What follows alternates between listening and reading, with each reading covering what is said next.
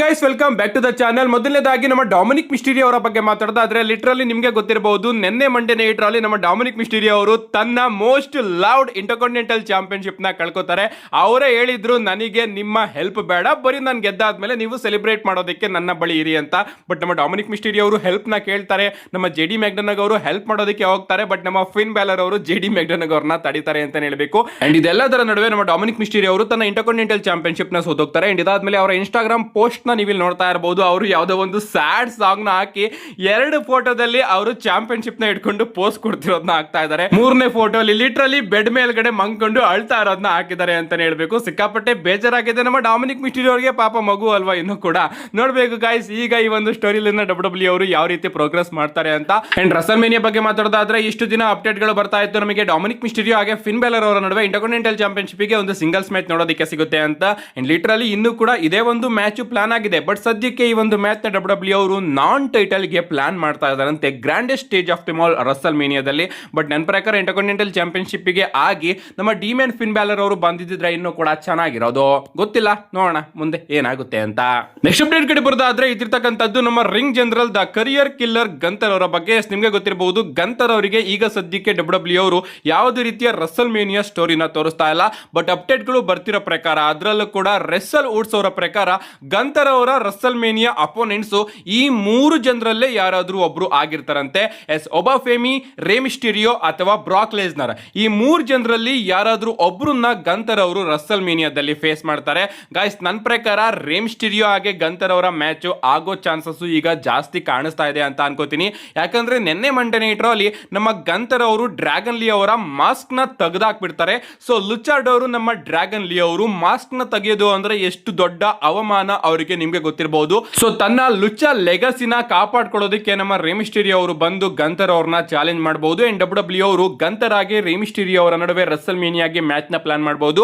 And ಅಲ್ಲಿ ನಮ್ಮ Gunther ಅವರು ರೇ ಮಿಸ್ಟೀರಿಯೋ ಅವರನ್ನು ಕೂಡ ರಿಟೈರ್ಡ್ ಮಾಡಬಹುದು, ಅವರನ್ನ ಸೋಲ್ಸೋದ್ರ ಮುಖಾಂತರ. ಈ ಒಂದು ಮ್ಯಾಚ್ ನಮಗೆ ನೋಡೋದಕ್ಕೆ ಸಿಗುತ್ತೆ ಅಂತ ಅನ್ಕೋತೀನಿ. ಪ್ರಾಬಬ್ಲಿ ಇನ್ ಕೇಸ್ ಡಬ್ಲ್ಯೂ ಅವರು ಏನಾದ್ರು ರೇ ಮಿಸ್ಟೀರಿಯೋ ಹಾಗೆ ಡೊಮಿನಿಕ್ ಮಿಸ್ಟೀರಿಯೋ ಅವರ ಮ್ಯಾಚ್ ನ ಪ್ಲಾನ್ ಮಾಡಿಲ್ಲ ಅಂದ್ರೆ ಯಾರಿಗೆ ಗೊತ್ತು, ನಮ್ಮ ಡೊಮಿನಿಕ್ ಮಿಸ್ಟೀರಿಯೋ ಹಾಗೆ ರೇ ಮಿಸ್ಟೀರಿಯೋ ಅವರೇ ಹೋಗಿ ಕೇಳ್ಕೋಬಹುದು, ಇಲ್ಲ ನನ್ನ ತಂದೆನ ನಾನೇ ರಿಟೈರ್ಡ್ ಮಾಡಬೇಕು ಅಂತ. ಅಂಡ್ ನಮ್ಮ ರೇ ಮಿಸ್ಟೀರಿಯೋ ಅವರು ಕೂಡ ಕೇಳಬಹುದು, ನನ್ನ ಮಗನ ಜೊತೆನೆ ನನ್ನ ಲಾಸ್ಟ್ ಮ್ಯಾಚ್ ಆದ್ರೆ ಚೆನ್ನಾಗಿರುತ್ತೆ ಅಂತ. ಅಂಡ್ ಹಿಂಗೆ ಡಬ್ಲ್ಯೂ ಅವರು ರೇ ಮಿಸ್ಟೀರಿಯೋ ಹಾಗೆ ಗಂತರ್ ಅವರ ಮ್ಯಾಚ್ ನ ರಸಲ್ಮೇನಿಯಾ ಇಂದ ಕ್ಯಾನ್ಸಲ್ ಮಾಡಬಹುದೇ ಹೊರತು ಬೇರೆ ಯಾವುದೇ ರೀತಿಯ ಆಪ್ಷನ್ಸ್ ಇಲ್ಲ ಅಂತ ಅನ್ಕೋತೀನಿ. ಸೊ ಡಬ್ಲ್ಯೂ ಅವರು ಏನಾದ್ರು ಇಲ್ಲ, ಗಂತರ್ ಅವರ ಕ್ಯಾರೆಕ್ಟರ್ ಈಗ ಕರಿಯರ್ ಕಿಲ್ಲರ್ ಕ್ಯಾರೆಕ್ಟರ್ ಆಗಿರೋ ಕಾರಣ ನೀವು ಕೂಡ ಇನ್ನೇನು ಎಂಡ್ ಅಲ್ಲಿ ಇದ್ದೀರಾ. ಸೊ ಗಂತರ್ ಅವರಿಗೆ ಇದರಿಂದ ಹೆಲ್ಪ್ ಆಗುತ್ತೆ ಅಂಡ್ ಸ್ಟೋರಿ ಲೈನ್ಗೂ ಕೂಡ ಇದರಿಂದ ಹೆಲ್ಪ್ ಆಗುತ್ತೆ. ನೀವೇನಾದ್ರೂ ಗಂತರ್ ಅವರ ಕೈಯಿಂದನೇ ರಿಟೈರ್ಡ್ ಆದ್ರೆ ಅಂತ ರೇ ಮಿಸ್ಟೀರಿಯೋ ಅವ್ರನ್ನ ಒಪ್ಸಿದ್ರೆ ನಿಮಗೆ ರೇ ಮಿಸ್ಟೀರಿಯೋ ಹಾಗೆ ಗಂತರ್ ಅವರ ಮ್ಯಾಚ್ ರಸಲ್ಮೇನಿಯಾದಲ್ಲಿ ನೋಡೋದಕ್ಕೆ ಸಿಗಬಹುದು.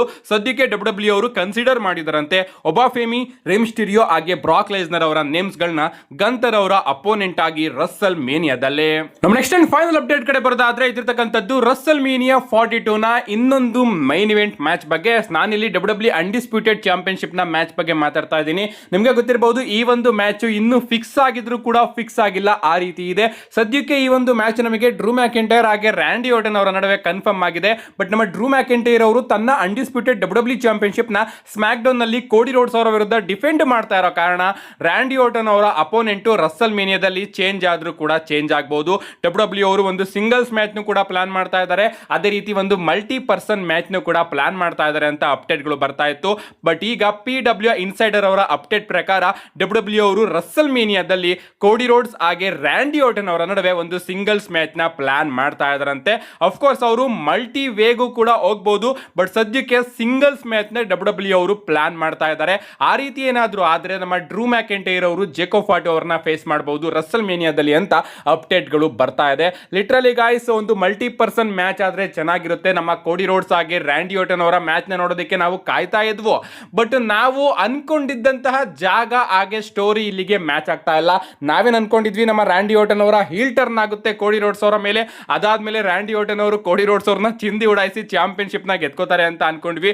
ಬಟ್ ಡಬ್ಲ್ಯೂ ಅವರು ಆ ರೀತಿ ಮಾಡ್ದಲೆ ಡ್ರೂ ಮ್ಯಾಕೆಂಟೈರ್ ಅವರಿಂದ ಫೋರ್ಸ್ಫುಲಿ ಚಾಂಪಿಯನ್ಶಿಪ್ ನ ತಗೋತಾ ಇದ್ದಾರೆ ಅಂತ ಅನ್ನಿಸ್ತಾ ಇದೆ. ಸೊ ಇದರಿಂದ ನಮ್ಮ ಡ್ರೂ ಮ್ಯಾಕೆಂಟೈರ್ ಅವರಿಗೆ ಪಾಪ ಅನ್ಸುತ್ತೆ. ಅದಕ್ಕೋಸ್ಕರ ನಾನು ಈ ಟೈಮ್ ಅಲ್ಲಿ ಕೋಡಿ ರೋಡ್ಸ್ ಹಾಗೆ ರ್ಯಾಂಡಿ ಆರ್ಟನ್ ಅವರ ಸಿಂಗಲ್ಸ್ ಮ್ಯಾಚ್ ಗಿಂತ ಒಂದು ಮಲ್ಟಿ ಪರ್ಸನ್ ಮ್ಯಾಚ್ ನ ಮಾಡಿದ್ರೆ ಚೆನ್ನಾಗಿರುತ್ತೆ ಅಂತ ನನ್ನ ಅಭಿಪ್ರಾಯ. ಬಟ್ ಡಬ್ಲ್ಯೂ ಅವರು ಒಂದು ಸಿಂಗಲ್ಸ್ ಮ್ಯಾಚ್ ನೇ ಪ್ಲಾನ್ ಮಾಡ್ತಾ ಇದಾರಂತೆ ರಸಲ್ಮೇನಿಯಾಗೆ ವೈಪರ್ ರ್ಯಾಂಡಿ ಆರ್ಟನ್ ಹಾಗೆ ಅಮೆರಿಕನ್ ನೈಟ್ ಮೇರ್ ಕೋಡಿ ರೋಡ್ಸ್ ಅವರ ನಡುವೆ. ಇನ್ನ ಈ ಒಂದು ಮ್ಯಾಚ್ ಏನಾದ್ರು ರಸಲ್ ಮೀನಿಯಾದಲ್ಲಿ ಆದ್ರೆ 100% ನಮ್ಮ ರ್ಯಾಂಡಿ ಓರ್ಟನ್ ಅವರೇ ಗೆಲ್ತಾರೆ ಅಂತ ಈಗ ನನಗೆ ಅನ್ನಿಸ್ತಾ ಇದೆ. ಯಾಕಂದ್ರೆ ತುಂಬಾ ತಿಂಗಳುಗಳ ಹಿಂದೆ ಒಂದು ಅಪ್ಡೇಟ್ ಬಂದಿತ್ತು, ನಾನು ಕೂಡ ಆಗ ನಿಮಗೆ ವಿಡಿಯೋ ಮಾಡಿ ತಿಳಿಸಿದ್ದೆ. WWE ಅವರು ರಸಲ್ ಮೇನಿಯಾದಲ್ಲಿ ಕೋಡಿ ರೋಡ್ಸ್ ಹಾಗೆ ರೋಮನ್ ರೈನ್ಸ್ ಅವರ ಮ್ಯಾಚ್ ನ ಮಾಡ್ತಾ ಇದ್ದಾರೆ. ಅಂಡ್ ಆ ಒಂದು ಮ್ಯಾಚ್ ಅಲ್ಲಿ ಪ್ರಾಬಬ್ಲಿ ನಮ್ಮ ಕೋಡಿ ರೋಡ್ಸ್ ಅವರು ಆಸ್ ಎ ಚಾಲೆಂಜರ್ ಹೋಗಬಹುದು, ನಮ್ಮ ರೋಮನ್ ರೈನ್ಸ್ ಅವರು ಆಸ್ ಎ ಚಾಂಪಿಯನ್ ಹೋಗಬಹುದು, ಅಥವಾ ಕೋಡಿ ರೋಡ್ಸ್ ಅವರು ಚಾಂಪಿಯನ್ ಆಗಿ ಹೋಗಿ ರೋಮನ್ ರೈನ್ಸ್ ಅವರು ಚಾಲೆಂಜರ್ ಆಗಿ ಹೋಗಬಹುದು ಅಂತ ನಾನು ನಿಮಗೆ ತಿಳಿಸಿದ್ದೆ. ಅಂಡ್ ಆ ಒಂದು ಟೈಮ್ ಅಲ್ಲಿ WWE ಅವರು ಡ್ರೂ ಮ್ಯಾಕೆಂಟೈರ್ ಅವರ ಕೈಗೆ ಚಾಂಪಿಯನ್ಶಿಪ್ ನ ಕೊಟ್ಟಾಗ ನಾನು ನಿಮಗೆ ಹೇಳಿದ್ದೆ, ಸೊ WWE ಅವರು ರಸಲ್ ಮೇನಿಯಾಗೆ ಕೋಡಿ ರೋಡ್ಸ್ ಅವರು ಚಾಲೆಂಜರ್ ಆಗಿ ಹೋಗಬೇಕು ಅಂತ ಡ್ರೂ ಮ್ಯಾಕೆಂಟೈರ್ ಅವರ ಕೈಗೆ ಚಾಂಪಿಯನ್ಶಿಪ್ ನ ಕೊಟ್ಟಿದ್ದಾರೆ. ಅಂಡ್ ರಸಲ್ ಮೇನಿಯಾಗಿಂತ ಮುಂಚೆ ರೋಮನ್ ರೈನ್ಸ್ ಅವರು ಡ್ರೂ ಮ್ಯಾಕೆಂಟೈರ್ ಅವರನ್ನ ಸೋಲಿಸಿ ಆ ಒಂದು ಚಾಂಪಿಯನ್ಶಿಪ್ ನ ಗೆದ್ಕೋತಾರೆ. ಹಿಂಗೆ ರೋಮನ್ ರೈನ್ಸ್ ಅವರು ರಸಲ್ ಮೇನಿಯಾಗೆ ಚಾಂಪಿಯನ್ ಆಗಿ ಹೋಗ್ತಾರೆ ಅಂಡ್ ಕೋಡಿ ರೋಡ್ಸ್ ಅವರು ಚಾಲೆಂಜರ್ ಆಗಿ ಹೋಗ್ತಾರೆ ಅಂತ ಅಪ್ಡೇಟ್ ಬಂದಿತ್ತು. ಅಂಡ್ ಆಗ ನಮ್ಮ ಡ್ರೂ ಮ್ಯಾಕೆಂಟೈರ್ ಅವರು ಕೂಡ ಸ್ಟೇಟ್ಮೆಂಟ್ ನ ಕೊಡ್ತಾ ಇದ್ದಾರೆ ಅಂತಾನು ಕೂಡ ಅಪ್ಡೇಟ್ ಬಂದಿತ್ತು. ಅಂದ್ರೆ ನಮ್ಮ ಡ್ರೂ ಮ್ಯಾಕೆಂಟೈರ್ ಅವರು ಏನ್ ಕಂಡೀಷನ್ ಹಾಕಿದ್ರು ಅಂದ್ರೆ, ರಸಲ್ ಮೇನಿಯಾದಲ್ಲಿ ಯಾರು ಚಾಂಪಿಯನ್ಶಿಪ್ ನ ಸೋಲ್ತಾರೋ ಅವರ ವಿರುದ್ಧ ನಾನು ಚಾಂಪಿಯನ್ಶಿಪ್ ನ ಸೋಲ್ತೀನಿ, ಅವರ ಕೈಗೆ ನಾನು ಚಾಂಪಿಯನ್ಶಿಪ್ ನ ಕೊಡ್ತೀನಿ ಅಂತ ನಮ್ಮ ಡ್ರೂ ಮ್ಯಾಕೆಂಟೈರ್ ಅವರು ಕೂಡ ಕಂಡೀಷನ್ ನ ಆಗ್ತಾ ಇದ್ದಾರೆ ಅಂತ ಅಪ್ಡೇಟ್ ಗಳು ಬರ್ತಾ ಇತ್ತು. ಸೊ ಈಗ WWE ಅವರು ಪ್ಲಾನ್ಸ್ ಗಳನ್ನ ಚೇಂಜ್ ಮಾಡಿದ್ದಾರೆ, ಬಟ್ ಸ್ಟೋರಿ ನಮಗೆ ಸಿಮಿಲರ್ ವೇ ಅಲ್ಲಿ ನೋಡೋದಕ್ಕೆ ಸಿಗ್ತಾ ಇದೆ. ಬಟ್ ಇಲ್ಲಿ ರೋಮನ್ ರೈನ್ಸ್ ಅವರ ಬದಲು ವೈಪರ್ ರ್ಯಾಂಡಿ ಓರ್ಟನ್ ಅವರು ಇದ್ದಾರೆ ಅಷ್ಟೇ. ಸೊ ರ್ಯಾಂಡಿ ಓರ್ಟನ್ ಅವರು ರಸಲ್ ಮೇನಿಯಾಗೆ ಆಸ್ ಎ ಚಾಲೆಂಜರ್ ಹೋಗಿದ್ದಾರೆ, ಬಟ್ WWE ಅವರು ಕೋಡಿ ರೋಡ್ಸ್ ಅವರನ್ನು ಕೂಡ ರಸಲ್ ಮೇನಿಯಾದಲ್ಲಿ ಇನ್ವಾಲ್ವ್ ಮಾಡಬೇಕಲ್ಲ, ಅದಕ್ಕೋಸ್ಕರ ಕೋಡಿ ರೋಡ್ಸ್ ಅವರ ಕೈಯಿಂದ ಮೊದಲು ಡ್ರೂ ಮ್ಯಾಕೆಂಟೈರ್ ಅವರಿಗೆ ಚಾಂಪಿಯನ್ಶಿಪ್ ನ ಕೊಡಬೇಕಾದ್ರೆ ಬೇರೊಂದು ಸ್ಟೋರಿ ಲೈನ್ ಇತ್ತು. ಬಟ್ ಈಗ ಆ ಒಂದು ಸ್ಟೋರಿ ಲೈನ್ ಚೇಂಜ್ ಆಗಿರೋ ಕಾರಣ ಈಗ ಮತ್ತೊಮ್ಮೆ ಡ್ರೂ ಮ್ಯಾಕೆಂಟೈರ್ ಅವರ ಕೈಯಿಂದ ಕೋಡಿ ರೋಡ್ಸ್ ಅವರಿಗೆ ಚಾಂಪಿಯನ್ಶಿಪ್ ನ ಕೊಡುತ್ತೆ. ಸೊ ನಮ್ಮ ಡ್ರೂ ಮ್ಯಾಕೆಂಟೈರ್ ಅವರು ಮೊದಲು ಹೇಳಿದ್ರು, ಯಾರು ರಸಲ್ ಮೇನಿಯಾದಲ್ಲಿ ಚಾಂಪಿಯನ್ಶಿಪ್ ನ ಸೋಲ್ತಾರೋ ಅವರ ವಿರುದ್ಧ ನಾನು ನನ್ನ ಚಾಂಪಿಯನ್ಶಿಪ್ ನ ಸೋಲ್ತೀನಿ ಅಂತ.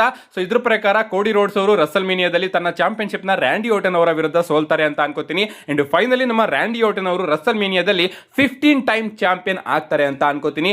ನಿಮ್ಗೆ ಅನ್ಸುತ್ತೆ ಗಾಯ್ಸ್ ಈ ಒಂದು ಸ್ಟ್ರಾಟಜಿ ಬಗ್ಗೆ ನಿಮ್ಮ ಅನಿಸಿಕೆನ ಕಮೆಂಟ್ ಮಾಡಿ ಅಂತ ಹೇಳ್ತಾ, ಲಿಟರಲಿ ಹಿಂಗೆ ಆಗೋದು ನೀವು ಪ್ಲಾನ್ಸ್ ಗಳನ್ನ ಸಿಕ್ಕಾಪಟ್ಟೆ ಚೇಂಜ್ ಮಾಡಿದ್ರೆ. ನಮ್ಮ ವಿನ್ಸ್ ಮಿಕ್ಮೆನ್ ಅವರ ಕಾಲದಲ್ಲಿ ಈ ಬಾರಿಯ ರಸಲ್ ಮೇನಿಯಾ ಮುಗಿದ ಮೇಲೆ ಮುಂದಿನ ಬಾರಿಯ ರಸಲ್ ಮೇನಿಯಾ ಮೈನ್ ಇವೆಂಟ್ ಯಾರ ನಡುವೆ ಆಗುತ್ತೆ ಅಂತ 100% ನಾವು ಗೆಸ್ ಮಾಡಬಹುದಾಗಿತ್ತು. ಬಟ್ ಈ ರೀತಿ ಆಗ್ತಾ ಇಲ್ಲ. ಈ ಒಂದು ಟೈಮ್ ಅಲ್ಲಿ ಒಂದು ತಿಂಗಳ ಗ್ಯಾಪ್ ಅಲ್ಲೆಲ್ಲ ಮೈನ್ ಇವೆಂಟ್ ನ ನೀವು ಚೇಂಜ್ ಮಾಡ್ತಾ ಇದ್ದೀರಾ, ಹಿಂಗಾದ್ರೆ ಹೆಂಗೆ ಅಲ್ವಾ? ಇದ್ರ ಬಗ್ಗೆ ನಿಮ್ಮ ಅನಿಸಿಕೆನ ಕಮೆಂಟ್ ಮಾಡಿ ಅಂತ ಹೇಳ್ತಾ, see you guys in my next video.